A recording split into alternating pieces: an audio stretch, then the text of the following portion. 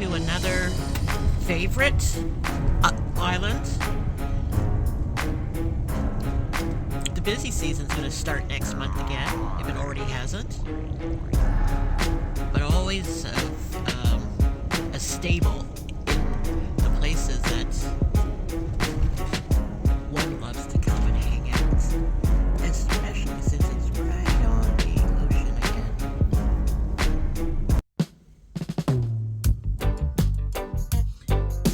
The campground is already full and people are working out and running. So it's time for my workout. I'm on a 90-day workout quest, sorry. And it's 90 days of continuous workout days, no stopping, no matter what. So I'm on the ball and on the fly with that. And I'm on day 6. What a great day it turned out to be. It was a little bit of rain this morning, coming down into one of my favorite campgrounds up island. In the last few months, I guess since the early fall, I've gone into many amazing spots on the island, campgrounds, some off-grid places, and each has its own charm.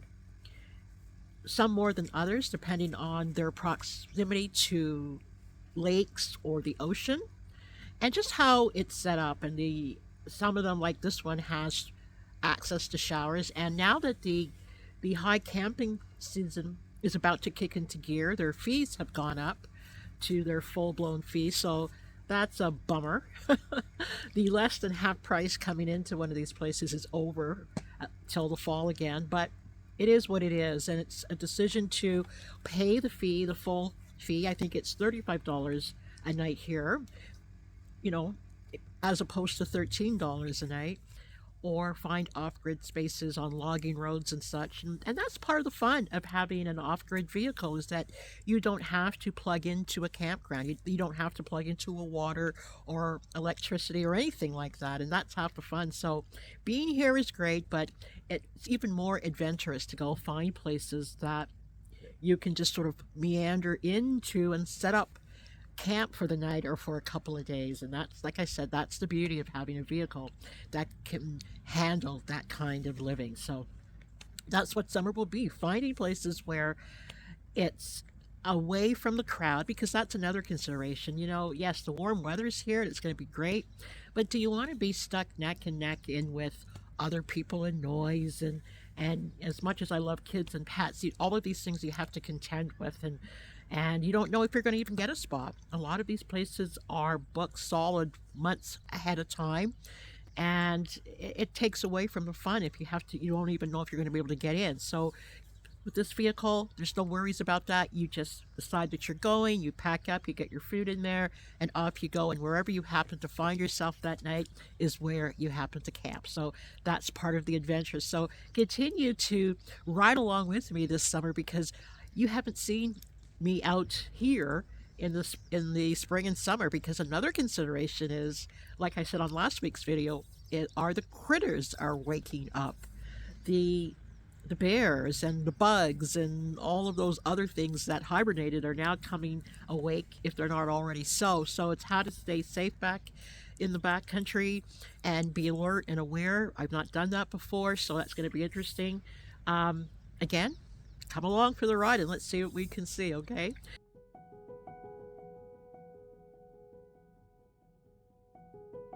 But this week I wanted to focus on something that it's not very Vanlife-y or even travel related, but it's near and dear to me. Last night I came up to the Parksville area to attend an event called Midlife and Menopause. Yes, that's my journey right now. I'm in that time of my life where things have changed and things continue to change as I age. And a lot of women can relate to this. And I attended an event where a doctor of gynecology and obstetrics took the floor for 3 hours and irreverently and beautifully unfolded the tale of who we are and who we are becoming, both physically, emotionally, and mentally during this epic time of our life. she basically pulled it into talking about the dark aspects of menopause and then flowed it into our midlife magic. And we talk a lot about that, but a lot of women are very reticent about sharing that time of their life because women, as we age, we become more and more invisible, and we are placed on that shelf as if we're out of the game. We've been bumped out of the game of life, and we just watch the youngins take over, and the youngins get all the fun and action and things like that. And our bodies, we feel as if aliens have taken hold of our bodies and our best intentions, and our mind and our brain become foggy because there are hormones at play. But to tell you the truth, no one really sat us down and explained a lot of these things to us about what's going to happen and how things are going to feel. No, even the medical system doesn't really take on this aspect as seriously as they can. Drugs are pointed our way because it's dealt as a mental health issue when it's not. Hormones are at play. It's akin to women going through postpartum issues after they've given birth. They haven't become mentally unstable. Hormones are at play. I mean, for goodness sakes, guys and gals, we've just pushed out a human being. Things are trying to get back into position. Our bodies went through what it had to go through to accommodate another individual that's been piggybacking off us for 9 months. So after it's over, our body has to go through a time of readjustment, and sometimes the hormones are doing what they need to do to make sure that we are safe and we can get back to normal as quickly as possible. And it's not always going to serve us well in the way that it's happening. It's realigning, getting back into alignment. One of my favorite metaphors, and I talk about this all the time, whether I'm talking about changing one's life or up-leveling or making a new decision, is getting on a ocean liner or a ship or a huge ferry. And when the ferry is leaving dock and it's setting up into position to head out in the direction it needs to go, there's a lot of white water that's kicked up. And this big flurry of water and tumbling of waves is happening as it realigns itself. And the same thing with our bodies. There's a lot of kick up that happens for women at this time of our life. Our certain body parts and functions are closing down. And I don't even know why they use the word pause in menopause. It's not pausing. It's over. It's not coming back. Our menstrual cycle is over. It's not coming back. And if it happens to show up again, you need to get yourself checked out because there seems like there might be a problem there. But it's not paused. It's over. So what does that mean for us as women, as we knew ourselves for many decades as an adult, probably as early as 12 years old for a lot of women? What does that mean for us? And there's been such secrecy and almost shame when you go through this change, as if you become a crone. And we've even given that name a meaning that has been very destructive to women. You've turned into this scraggly old witch-like being with a long wart-filled nose and your long gray scraggly hair, and it's something to be feared and ridiculed, and that's not it at all. I mean, we have moved into a time of life where we are just full of wisdom and experience. As we've raised families, for those of us that chose to do that. For those that didn't choose to raise families, there are other things that they've accomplished and done. Many women have vastly outpaced men in the world of education, and more women are getting advanced degrees and have outpaced men in getting that. So we are not done because a certain body function has finished its cycle. Our bodies went through what it did so we can produce life. And we have moved through a stage that says, hey, you don't have to do it anymore. You can go do what you want to do now. Our children have been raised for the most part. If you started early in life having children, you're probably in the grandmother cycle right now, but it's not your child. That's your children's responsibility to go do that job. You've done your job. So it's about self-care. This is the time of self-care for ourselves and what that can look like and the choices we want to make. And it's about, as you know, I always I can't even say that word. But I always go on about knowing thyself and understanding. Oops, there's a few dogs passing by that are going at it. But this is the time of our life where we need to sit down and ask ourselves some deep questions. What do you want out of the rest of your life? Because you're not going to be here forever. We are at midlife and beyond. And if you're at my age, you have lived more than half your life. The average life expectancy of an adult, especially in Western countries, is about 77 years old. So based on the numbers, I don't have a whole lot of time left. I hope to live much longer than the expected expectancy, but who's to say? I might meet it, I might surpass it, I may not. Tomorrow's not promised to any of us. So with the time that we have left, it's not about sitting around in a bad quality of life. And that's what was happening to a lot of women that didn't have that really good, powerful conversation about menopause, in which, in the way that I experienced last night, it was comforting and empowering to be in a room full of women that were basically at the same stage in our life. And there was somebody at the top of the room, a professional, who said, you know what? It's time that she took a stand with women and allowed them to see that they haven't lost their minds. And as someone in the world who practices medicine in the world of the female body, totally understands what we're going through. It's not that, we're sweating profusely all hours of the day and night, or irritable, or our sexual desire has hit the toilet, and everything in between. We are a human being. And what does that mean? We still, a lot of us still work and create and design and show up for other people and provide comfort and support. So even though those things are still things that we do, what kind of support do we give ourselves, and what kind of support are we receiving from the medical community to ensure that we continue to be highly functioning individuals during our prime years, when we were giving and supporting life? Our health was not attended to because we were busy attending to others. Runny noses and fevers and scraped knees and everything in between. And then there were the children. I'm just kidding. I'm just kidding. But all I'm saying is that now is our time. This is our time to thrive, and our time to take care of ourselves, and our time to feel good, and our time to soar, and our time to craft and design our future selves and visions in the way that we wish to do so.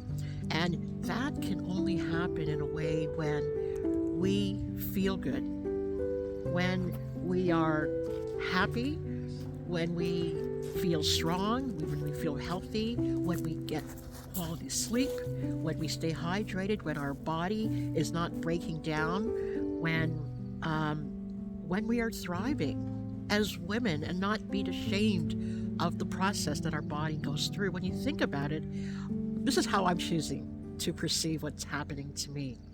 It's a magical process. It's a time when our bodies when we were young girls, our body bloomed. Our breast filled out, our internal organs made room for the creation and growth of another human being that it nurtured for 9 months. After that, for years, our body kept that mechanism alive in case we wanted to do it again and again. And there are women that went on to have 10, 12, and 13 children or more. My grandmother had 13 children. I had one. I remember her telling me that I didn't have any children and I only had one. So what's that? But that's how women thought during those times. The abundance of children was sort of like your flag of womanhood. But whether you have children or not is irrelevant, really. It's what your body was designed to do. And as women, we weren't really taught the intricacies of our bodies. We were given the bare bones information when we started menstruating. You might have gotten the talk if you were lucky. A book was thrown at me, and that was it. I had to figure it out on my own. And the same with this time of life. No one sits us down and says, hey, that part of you is closing down. Now the fun begins. This is how you have to take care of yourself. If you're experiencing symptoms of menopause, this is what you need to consider based on where your health is right now, because there are some women that are going through some debilitating issues with their body, whether it be things like breast or ovarian cancer. They have to make sure that they keep themselves safe and make the proper decisions for themselves so they can make the proper decisions on how they want to live the rest of their lives. But there's no need to go through debilitating symptoms of menopause because no one is talking to you like a human being. Or they push it off as some sort of mental health issue, or they just don't want to talk about it because there's the stigma around it, right? Menopause, there's a stigma on menopause like there's a stigma on mental health issues. Many people have it, but nobody wants to talk about it. 50% of the population will, at some point in their lives, go through this change of life. Yet it's such a big secret, right? So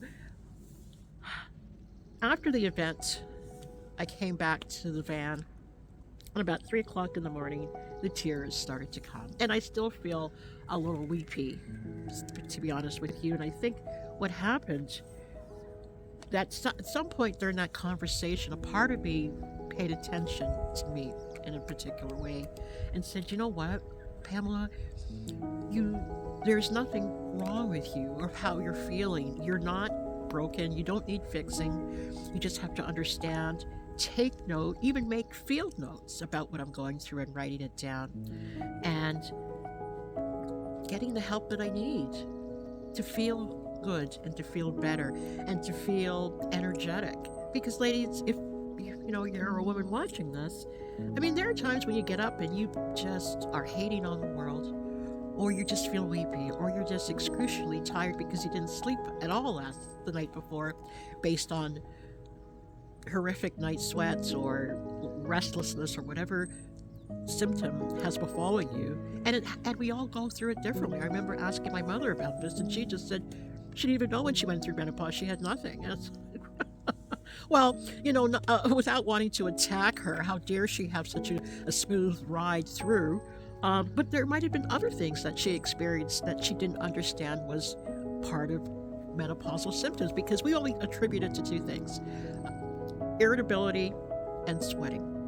But there's a whole long list that we found out at that event last night. I'm not going to talk about it here, but there are a long list of things that women's bodies go through from the top of our head to the tips of our toes, from thinning or falling out here to changes in your bone structure, achy joints, just dry skin and everything in between. And it affects our relationships. Menopause just doesn't happen to us. It happens to those in our lives too. It affects those in our lives too. So ladies, don't spend the rest of your life, we're all trying to live long lives, but why live long lives if you're not well, if you're depressed, if you're unhappy, if you're suffering, if you're not sleeping? What's the point of going to 100, dragging that baggage with you? It's always about quality over quantity. And it's been turned around on us to be about quantity, and here's another pill to help you get through. Right? It's not about another pill to get us through. It's about understanding who we are. Maybe you need something to help you support the symptoms. And sometimes it's just about knowing there's nothing wrong with you. The biggest therapeutic part about getting through menopause is conversation. And I think that's why the tears came last night. I recognized it wasn't just me, and there are things that I can do to support myself during this time, and to understand that, wow, I made it through my messy middle, and here I am, and I have all of this wisdom, knowledge, and experience that I can put towards something useful and engaging and impactful, not just for myself, but for others as well. And this is why I share my journeys, my Vanlife journeys, my natural mojo journey that I do every week, all of it It's to help you see and understand that you're not alone. It's not you. You're not crazy. You're not broken. You don't need fixing. You just need some sort of support. And the change happens from the inside out. What do you need to ensure that the quality of your life is met in a more beautiful and engaging way? And I give gratitude on this beautiful sunny day on Vancouver Island. I can't believe the day turned out so wonderfully. Um, it started off, like I said, it started off great, a little rainy and cool, but things have picked up, and it's just like my mood. You go from wondering what the hell's going on, and then all of a sudden, awareness opens up, and you catch a break. But I had to show up. I came up island. I was coming up island anyway. It's part of that van life week, and I was coming up anyway. And I said, you know what? Let's get in this room and hear what's going on. And I'm so glad I did. So I'll keep you informed about this journey. Just watch some of the things I do and post about and write about, where I had to find me. It's not, don't worry, I'm not going to be talking about menopause on every episode or at all, but I just thought it was important enough because it hit me at a cellular level early this morning where it brought actual tears. I haven't let loose like that since the death of my mother. So it showed that this was sitting on me, and I was ignoring it or covering up or hiding from it the way that we do because, we might be suffering on the inside, and what we have to project to the world is that we're fine, and we're not fine, are we? So I just wanted to share that message with you ladies today that um, you have the next half of your life is, I would say, one of the most important ones because you are now entering into a stage of wisdom, not just knowledge of the mind, but just bodily wisdom. And you have to lean in and listen, lean in and listen. So that's what I'm going to share on that. It's time to go and discover some things while I'm at the beach. Thank you for joining me for another journey on this van life weekend, another van life weekend. It was a different kind of van life weekend, wasn't it? But I felt it was important to talk about. But come again next week, and who knows where I'll end up. Actually, I think I have an idea, so you won't want to miss it. Have a great weekend.